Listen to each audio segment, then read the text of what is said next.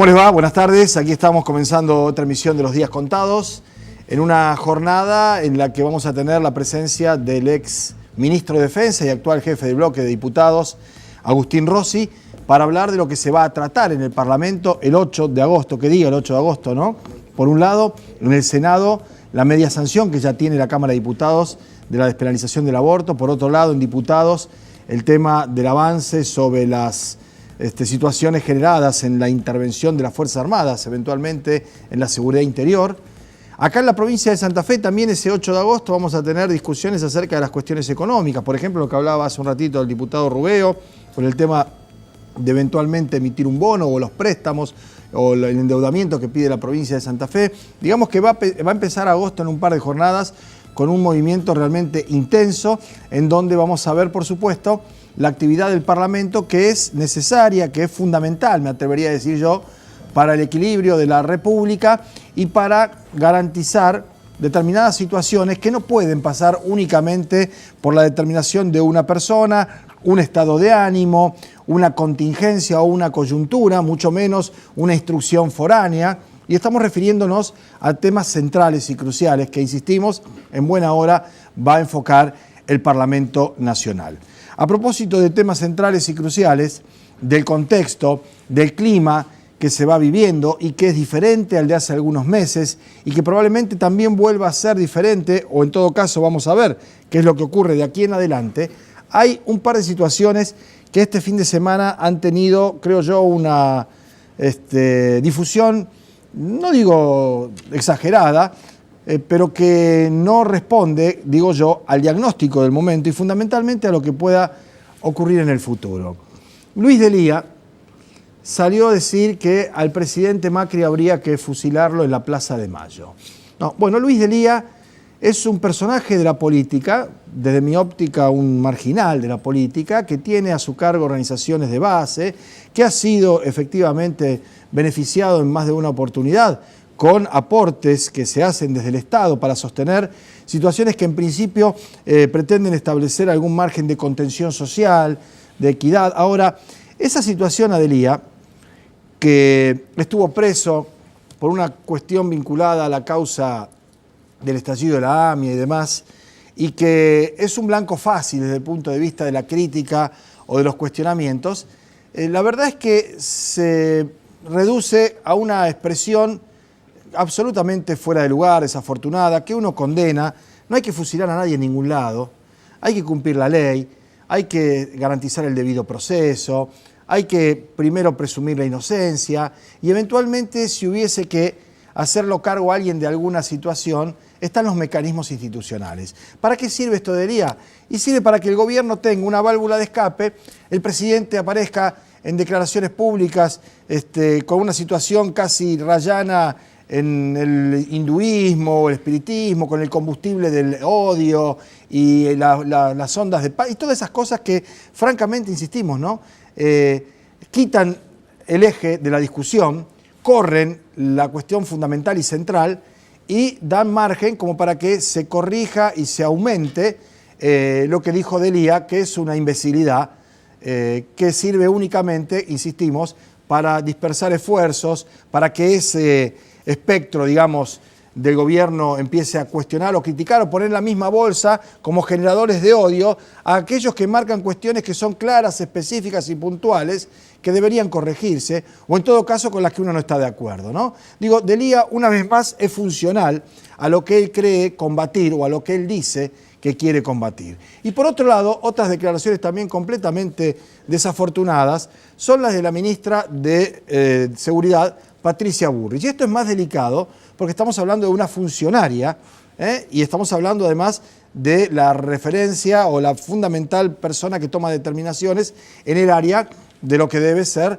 la seguridad interior. Más allá de que para el gobierno ahora también tenga que opinar Aguad o aparezca ahora el tema de las Fuerzas Armadas participando de la seguridad interior, Patricia Bullrich sale a decir que no imagina un escenario para diciembre, ahí está, ¿no? No vemos ninguna posibilidad de que haya un problema social en diciembre.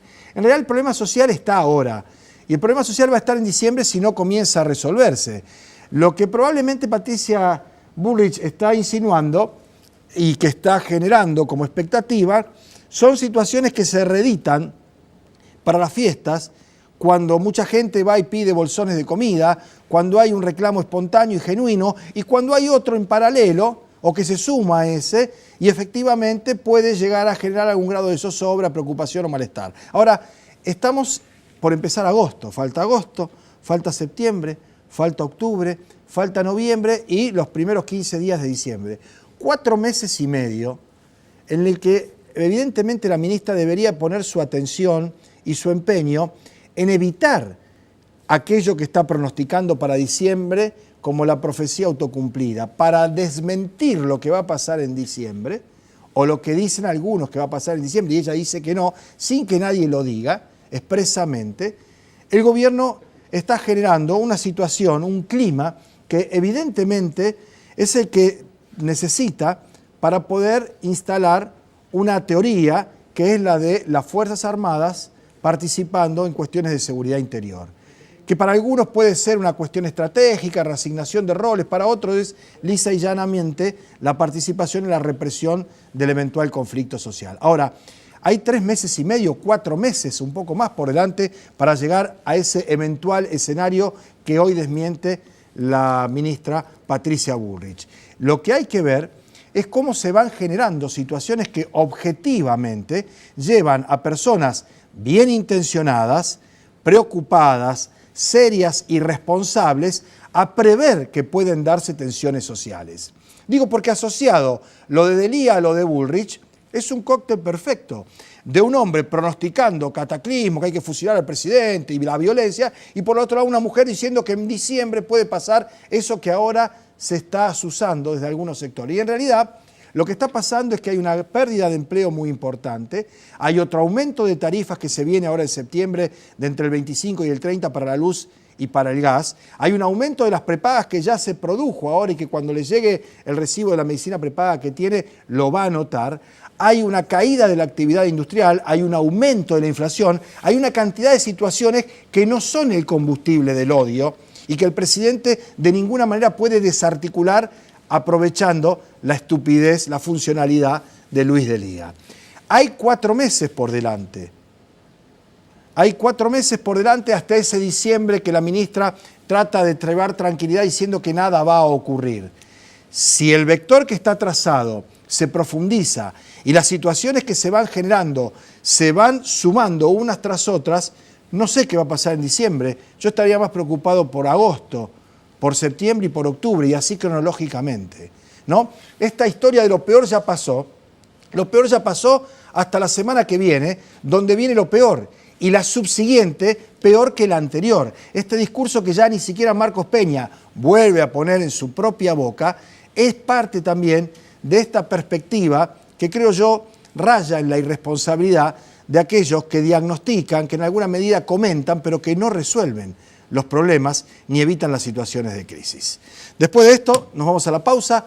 Cuando volvamos vamos a estar conversando con Agustín Rossi, no sin antes hacer una referencia a algo que ocurrió hace instantes nada más aquí en los tribunales, que es la conferencia de prensa que dieron un importante grupo de magistrados representados por quienes en la colegiatura efectivamente ejerce ese rol, por fiscales que están realmente preocupados y más que preocupados están disgustados y molestos con la actitud del Poder Ejecutivo.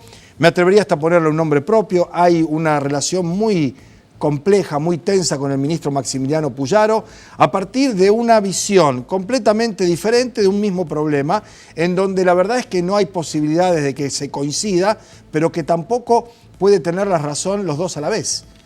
Esta situación que está preocupando razonablemente a quienes están trabajando en el Poder Judicial, de una balacera detrás de otra en los últimos 2 meses, cada 5 o 6 días, en lugares donde viven, han vivido o han tenido su lugar de, digamos, de trabajo, jueces, familiares de jueces, esposas, padres, esposas, hijos y demás, es realmente una situación muy complicada, porque sin perjuicio de que suponemos nosotros la policía estará haciendo todo lo que tiene que hacer para tratar de esclarecer estos hechos, no se ha esclarecido ni uno.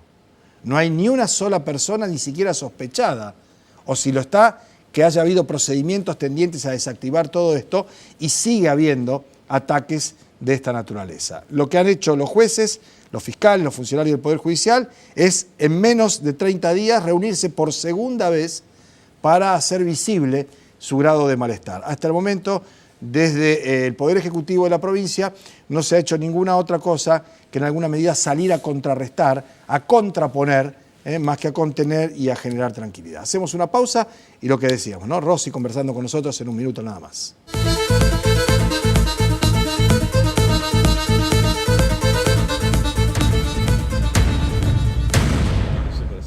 ¿Ah, sí? ¿Sí? ¿De quién hablamos? Bueno, estamos con Agustín Rossi. Ya todavía no se empezaron a armar listas ni nada de eso, falta un tiempito. No. Algunos pensaban que inmediatamente después del Mundial se largaba, pero pasaron cosas, como dijo el presidente. Sí, y no se largaron, ¿no? Sobre todo del oficialismo. Le pregunté cuando estuvo Duhovne en la Cámara de Diputados, le pregunté qué era de que pasaron cosas y me dijo dos cosas. La primera, la sequía. Y la segunda, el aumento de la tasa de interés en los Estados Unidos. Y yo le dije, pero ministro, podía haberle pedido un informe al Servicio Meteorológico Nacional y 2 años antes le indicaban de que este año íbamos a tener sequía. Y todos sabíamos que desde que Trump ganó la presidencia, que más temprano que tarde, iba a terminar aumentando la tasa de interés, porque Estados Unidos funciona así, digamos, ¿no? Cuando tiene tasa de desocupación casi llegando a cero, se le empieza a disparar un poquito la inflación, ¡pum! ¡Tac! Le aumentan la tasa de interés y se le están yendo y fugando todos los capitales. El mejor equipo de los últimos 50 años. Sí, ahora, el mejor equipo de los últimos 50 años... Sí. Pañe dijo, yo lo convocaría de vuelta a ser columnista. Cuando le preguntaron, ¿es un buen ministro? Lo convocaría de vuelta a ser columnista. Y porque es amigo, además, dijo. O sea que sí. Ahora, el tema es que si no fuera por los estragos que genera, sería cómico. Es decir, bueno, le erraron, entra uno, sale otro. No, bueno, sí. Se fueron 10, además. Si uno empieza a hacer la cuenta desde Isela Constantini, pasando por Melconian, Prat Gay, los viceministros que son de perfil más bajo se van yendo, hay evidentemente una situación en la que la pérdida de confianza es de los propios. Y este creo que es el escenario que se ha modificado después de la ley de frenada a las tarifas, contra el tarifazo, más allá del veto presidencial, ¿no? Y por eso te iba a preguntar, es el 7, no el 8, como decía yo en la apertura, el tratamiento en diputados del decreto 683, que es el que rehabilita en alguna medida a las Fuerzas Armadas para participar en la seguridad interior. Le leía a Barcesá que decía, esto se terminaría con una ley y se acabaría la discusión. Es difícil volver sobre una ley que, dicho sea de paso, debe haber sido una de las pocas que tiene el consenso democrático de todos los partidos de la recuperación de la democracia hasta acá, que los militares tenían que dedicarse a cuestiones militares y no de policías. Acá hay 3 leyes que son piramidales y que tienen que ver con ese consenso, ese pacto democrático de los primeros años de la democracia. La ley de defensa, la ley de seguridad interior y la ley de inteligencia nacional. La última que se aprobó fue la ley de inteligencia nacional en un año difícil para los argentinos, en el año 2001, y como vos decís, en general tuvieron tuvieron casi unanimidad. Prácticamente. Creo que me parece que algún diputado de Bussi, el dictador tucumano. El tucumano fueron los que votaron en contra, pero en realidad fue eso, ¿no? La ley de defensa tiene un decreto reglamentario. Ese decreto reglamentario es el que modifica al presidente de la Nación. Bien. Por lo tanto, el impedimento legal de las Fuerzas Armadas para actuar en cuestiones de seguridad interior no está eliminado porque figura en la ley. En el artículo 2 de la Ley de Defensa Nacional dice, las Fuerzas Armadas no actuarán en cuestiones de seguridad interior. ¿Qué es lo que nos genera las dudas y las preocupaciones? Que el decreto es un decreto que modifica el decreto anterior, el decreto reglamentario anterior, es un decreto que genera muchas ambigüedades, tiene ambigüedades, y lo otro que te genera duda es el discurso del presidente, porque el presidente es el que dice, vamos a darle un nuevo rol de la Fuerza Armada, la doctrina de las nuevas amenazas. Sabemos que, decaída la doctrina de la seguridad nacional, que fue la que sostuvo las dictaduras latinoamericanas en la década del 70, trocaron los norteamericanos para impulsar que las Fuerzas Armadas latinoamericanas se dediquen a la doctrina, con la doctrina de las nuevas amenazas. Las nuevas amenazas es el narcoterrorismo, narcotráfico y demás. El decreto reglamentario abre una ventana para eso, genera, porque dice, en lugar de hablar de agresión militar estatal externa, que te limita claramente a la acción de un ejército de otro Estado. Acá habla de agresión externa, que puede ser, en una interpretación, una organización narco, integrada por ciudadanos extranjeros. O como decía acá el general Hugo Bruera, que estuvo la semana pasada, puede ser el grupo de Mapuche reclamando por su derecho. O alguna cuestión de indigeneísta, y terminás en una villa en la ciudad de Buenos Aires, o en la provincia de Buenos Aires, porque hay ciudadanos extranjeros en ese lugar.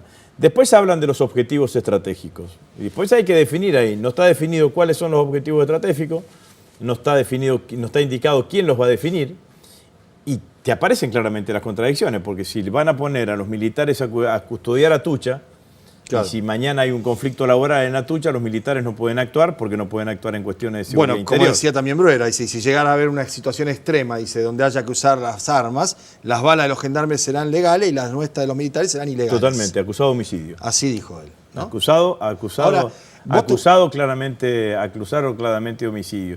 Y el tercer elemento es el apoyo logístico, que también lo flexibilizan hasta tal punto que podrían llegar a interpretar de que pueden hacer patrullajes conjuntos. Tu última función ejecutiva antes de ser diputado nacional y diputado del Parlasur era el ministro de Defensa. Sí. Por tu contacto con los cuadros militares, decía Bruera, y lo cito a él porque me parece que dicho desde adentro del ejército es importantísimo, dice, todos estos generales que están ahora comandando la fuerza fueron coroneles míos, dice cuando yo era el secretario general del ejército. Sí. No creo que ninguno quiera, más allá de que no lo pueda decir públicamente, no creo que ninguno quiera entrar en este territorio, en este juego. Yo voy a contar algo más. El actual jefe del ejército era el agregado militar en México cuando yo fui ministro de Defensa. Yo fui a México. Que donde en México participa el ejército. Pero voy a contar esto. Yo fui a México y tuve una reunión con el ministro de Defensa, que en México es el ministro de Defensa, es el jefe del ejército. Ajá. Está instalado así, digamos, ¿no? Bien.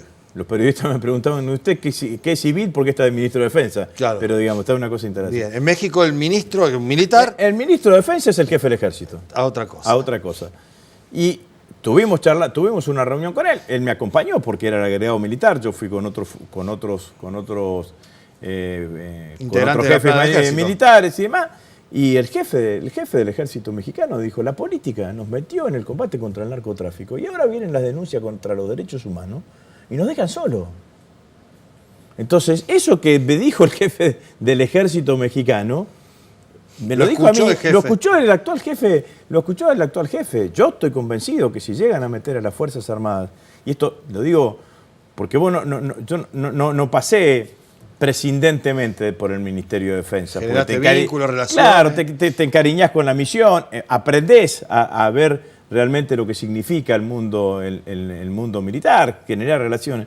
En general, si llegan a involucrarse en cuestiones de seguridad interior, van a salir tan desprestigiados como salieron en la dictadura. El otro día, yo por primera vez, después de muchísimos años en la movilización, estuve en Córdoba, estaba de recorrida en Córdoba, entonces participé en la movilización. Vi cánticos de vuelta contra las Fuerzas Armadas, que hacía años que no existían. Entonces, la gran preocupación cuando yo llegué de ministro de Defensa, que era conciliar las Fuerzas Armadas con la sociedad, bueno, esto sin duda que es un paso y que es un retroceso, además de, como dice Bruera, y como dije yo al principio, no están eliminados los impedimentos legales que posibilitan, que impiden que las Fuerzas Armadas actúen en cuestiones de seguridad interior. Entonces, si hay alguien que actúa en una cuestión de seguridad interior, va a ser acusado de homicidio. Está violando la ley. Y además decía, con el agravante de que probablemente lo haga mal, además, porque no está capacitado, ni preparado, ni entrenado para eso. No está en sus objetivos. Pero si el militar está entrenado para participar en una situación límite. De conflicto y es a eliminar al enemigo, como decía. Entonces, el uso de su sistema de arma es letal, donde él es parte del sistema de arma, el hombre es parte del sistema de arma, así está formado el soldado. Por eso, yo lo digo gráficamente, los gendarmes tienen escudos, los militares tienen el FAL,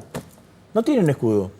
¿Por qué no? Porque el día que entran en conflicto con un objetivo concreto, digamos, no entran con la disuasión, ver, eso no existe. El policía está formado para disuadir, para no hacer uso letal de su sistema de armas. La verdad que atrasa esta discusión enormemente. Como presidente de bloque, además, ¿has tomado contacto ya con los sectores de los otros partidos políticos, de diferentes bancadas? En general, yo creo que podemos llegar a un acuerdo. en derogar el decreto. Además, vamos a decirlo claramente, si el presidente quiere violar ese pacto democrático que existía en los principios, tiene todo su derecho, mande un proyecto de ley. Claro. Mande un proyecto de ley, modifique la ley de defensa y los objetivos del ejército, los objetivos del ejército, y diga, bueno, mira, la verdad es que yo quiero que esto funcione como una Guardia Nacional y que en realidad actúen tanto en defensa como en cuestiones de seguridad interior, que esto es viejo, que esto es antiguo, pero que lo diga con claridad, pero utilice el subterfugio de modificar el decreto reglamentario, deja abierta algunas rendijas, como dijimos recién, y los que tenemos años de esto sabemos que cada vez que se abre esa puerta o esa ventana de las Fuerzas Armadas actuando en seguridad interior, después nos cuesta mucho dolor volver a cerrarla y mucho esfuerzo y vidas. Porque la verdad que lo que generó la participación de las Fuerzas Armadas en cuestiones de seguridad interior es aumento de la violencia y aumento de la cantidad de víctimas inocentes. Sigo con México. Cuando nosotros fuimos, fíjate vos, México estaba formando su gendarmería. Estaban formando una fuerza de dedicara a eso para evitar que los militares se involucraran con el conflicto. Estaban diciendo, bueno, a ver, hay escuadrones del ejército que estaban funcionando en eso. Ustedes no son más del ejército. Pasan como una formación especial en seguridad interior. Pasó el caso famoso de los Zetas. Claro. Los Zetas eran generales y coroneles que salieron a combatir el delito narco y terminaron del otro lado del mostrador, digamos, ¿no? Bueno, lo decía también Bruera con los peruanos. Su último destino había sido la agregaduría militar en Perú y contaba cómo los muchachos que hacían el servicio militar obligatorio y eran entrenados para ir a la zona de la selva a combatir con los narcotraficantes, terminaban la corimba y se pasaban al otro lado porque le pagaban 10 veces más y habían sido entrenados por el Estado, ¿no? El poder de corrupción que tiene el narcotráfico es enorme. Entonces poner a las Fuerzas Armadas que figuran en la Constitución Nacional en ese lugar es exponerlo innecesariamente. Me parece que es exponerlo innecesariamente. Bien, más allá de esto, ¿no? Te contaba que había estado en Córdoba cuando escuchaste esos cánticos y demás. Está en distintos lugares del país en una campaña, pre-campaña, no sé por los adverbios, por los pronombres. Pre. Claro, porque tenés aspiraciones de ser candidato a presidente, precandidato presidencial. Sí. Y eso ya está alargado, ya está... Sí, yo tengo tomada mi decisión en términos interiores. Digamos, y también escuché que la única manera que retrocedería en eso es si Cristina Kirchner decidiera ser candidata. Es obvio, digamos. Yo pertenezco a este espacio político, he estado siempre en el marco de este espacio político, así que quien lidera este espacio es Cristina. Si Cristina decide ser candidata, todo el espacio va a trabajar junto con Cristina, incluyendo yo. Lo que pasa es que mi rol tiene que ser otro. Mi rol tiene que ser que el espacio tenga una candidatura alternativa si Cristina no es candidata. Bien. Digamos, ¿no? ¿Una candidatura alternativa o hay otros aspirantes también? Bueno, no lo sé si hay otros, digamos, ¿no? Yo lo he dicho manifiestamente, he salido... Cristina tuvo una definición pública en diciembre del año pasado. Dijo en un acto en Avellaneda que ella iba a trabajar para que un hombre o una mujer de nuestro espacio político sea quien suceda a Mauricio Macri en el 2019. A partir de esas coordenadas, porque la política se hace en términos públicos, después lo que se habla en privado, se habla en privado. A partir de esas coordenadas yo salía a construir esta posibilidad y bueno, y esto es lo que La perspectiva de que sea o no se va a definir este año. No lo sé. No lo sabemos. Yo creo que, esto lo digo en términos personales, sí. Hay una parte de la decisión de alguien para ser candidato que es personal. ¿Y el resto? El resto dependerá del contexto y una cantidad de cuestiones, pero lo personal también pesa. Yo lo personal lo tengo resuelto, digamos. Después, si el contexto... El grupo permite, y la alianza y demás. Dentro del peronismo siempre. Permite ser... ¿Con todo el peronismo? Como decía Picasso, digamos, ¿no? Yo no busco encuentro. Bueno, ahora el encuentro, ¿con todos los peronistas? Yo propicio un frente opositor lo más amplio posible. Lo más amplio. Y que sea no solamente de origen del peronismo, digamos, ¿no? Me parece que hay que tratar de representar hoy al 70-75% argentino que son críticos con Macri. Y ese 70-75% argentino no son todos peronistas, no son todos kirchneristas. Así que el frente opositor lo más amplio posible, desde el FIT hasta el Frente Renovador. Tratando de buscar consenso. Tiene que tener un programa, eso sí. No puede ser un amontonamiento. No puede ser un amontonamiento, no puede ser una unidad vacía de contenido, porque corre el riesgo claramente de generar el efecto contrario, que se visualice como un rejunte de dirigentes para defender sus propios intereses. Yo creo que hay que construir una propuesta que enamore, que genere afecto. Tenemos tiempo para charlarlo. Te agradezco que haya venido. No, muchas gracias. Nos vamos a la pausa, venimos para el cierre del programa en un minuto.